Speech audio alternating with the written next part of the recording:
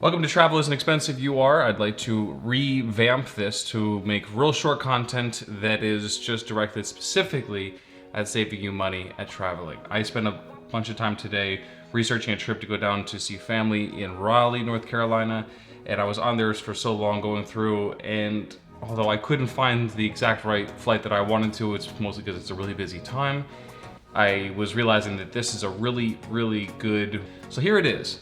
How to fly cheaply across the US for points that you probably already have or that you can very readily get. All right, so I'm gonna refer to my... Okay, I'll see ya. This isn't my building. This is not my kitchen. This is a display in a kitchen and bath store that my father owns. Okay, so let's get back into it. Cheap flights across the US. And here's how we do it. The secret is use British Airways Avios to book award flights, which are flights paid with points, on American Airlines. Fly all across the US. All right, to start, we're gonna look at the British Airways chart, and we're gonna look for some sweet spots here. I'm based out of PHL, Philadelphia, so we're gonna look for that. And here we have the chart showing all of the different destinations you can get to from Philadelphia. And over here we have the legend. We have how many Avios they cost per flight. So you have 4,500, 7,500, 10,000.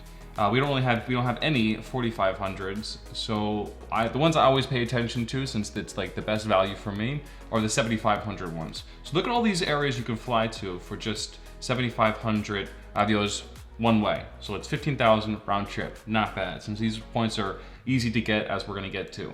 So a couple of when I'm looking for sweet spots, looking for two things, usually it's gonna be based on destination. So something that's farther away is usually gonna be more expensive or harder to get to, those sort of things. Those flights are gonna be more expensive. And then the second thing is when the destination is, when you're booking it like last minute sort of thing, that's when it's also gonna be, the cash prices are gonna be high and the points are gonna remain the same. It's just based on availability. Let's go to, oh, I really like this one. Philadelphia to Milwaukee.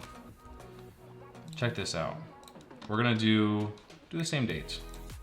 Yeah, we're gonna make this real extreme here. Okay, here we go. This is great. Look at these flights. $547 round trip. These are non-stop flights. The cheaper ones, you have to take a train from Philly over to Newark, and EWR is Newark, which is a United hub. That's why they're gonna be cheaper coming out of there. Now, let's go over. This is the third. This is like less than a week away, or like 1 week away. Look at this. We come over here and we have direct flights on the third, and those are the partner ones coming back. Let's do this one. Check this out. 15,000 points with $11.20 of fuel charges. That's not bad. Let's go to here. Let's do some calculations, and let's say we start with 547, which is our normal cash price if we had to go last minute to Milwaukee for whatever reason, minus $11.20, because those are the fuel charges. Now we're gonna divide it by 15,000. We have a redemption rate per point of 3.6 cents. That's beautiful. That's a beautiful, beautiful thing that makes me very happy. What other examples? Now let's check out another example that's not always, here we go. Last minute flights, that's right. Okay, so now we have Miami. This is the last one we'll do. This is already going about 5 times as long as I wanted to do. I have to get better at these. I can't spell Miami because I'm talking. I don't think I found ones this soon. So let's go, oh no, that's what I wanted to check was this. I don't know if this is gonna work. Let's try 2nd to the 9th. And let's change this to, what did I say, 2nd to the 9th, MIA, which also, by the way, has a Centurion lounge. So those of you that have access to that, have business platinum or the personal platinum, could get access both in Philly, because we have one, and then also down there. So, delicious. Here we go. We have one more left. Look at this. This is beautiful. So, last minute trip down there. Normally, look at this. Normally, I keep saying that, you can get a round trip for $70. It's not hard to go down there for really cheap. And in that case, pay cash. Last minute, 2nd to the 9th, $268. And look at what we have here is, we're gonna leave then and come back then. Same exact price. So, what was our cash price was, I'm getting like more excited as I see this. I'm gonna get faster at demonstrating this, I promise.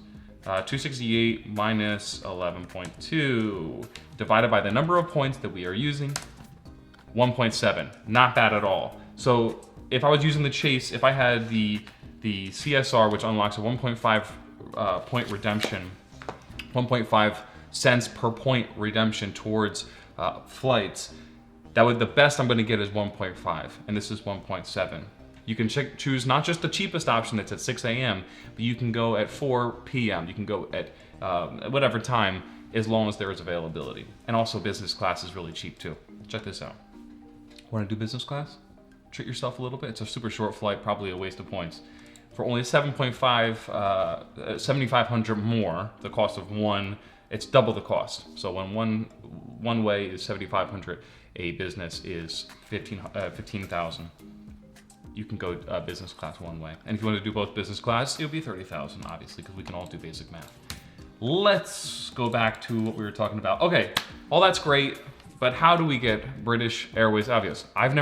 To my knowledge, I've never flown on British Airways, and yet I have the potential to have thousands and hundreds of thousands of points of theirs. How is that possible? Well, there's credit cards, and I actually didn't do any research on them because I've looked at them myself. They usually have high spend requirements. They have to spend a whole lot of money to get, like, the one is 100,000 points. I think you have to spend like 10,000 or 6,000 or something like that.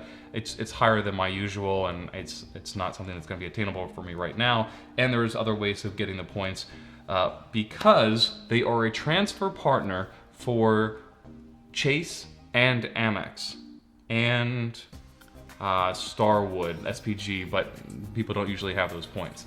So for the big, not for thank you points, not for Citi's thank you points, but for Chase and MR, membership rewards, Amex's points, you can transfer at a 1-to-1 ratio, and then every once in a while, like recently, the fall, October, there was a special 1 to 1.6 points, and I transferred a whole bunch because I wanted that. That's delightful. So all you need to do is go to British Airways, sign up for their executive club, wait 24 hours, so that's how long it takes. Link your accounts from your Chase if you have like one of the better cards that allows you to transfer, and then you can get Amex points and the whole slew of all those, and you could transfer over to British Airways. Then go on like I just did, book your flight. It's as simple as that. All right, that was only 18 minutes, and I want these to be about maybe about 2 minutes. So that's really bad. Thank you guys very much for watching. Post any comments you have below. Any critiques or corrections. If I made a mistake somewhere, please let me know as well. There's a lot of people out there that know a whole lot more than I do about travel. I just have realized somewhat in the past probably year that I always assumed that everybody knew everything, and that I was always catching up, and that's not the case. The most people I am able to give some value, and that's what I'd like to do here, is to give some value, help you take that vacation, because the amount of people that tell me that they can't afford that, or different things. It's like I can fly so many places for less than $50, and that's mostly SEPTA getting down to Philly, and then like some food or something like that. All the lounges take care of that. Anyway, thank you so much for watching, and I'll see you on the next one.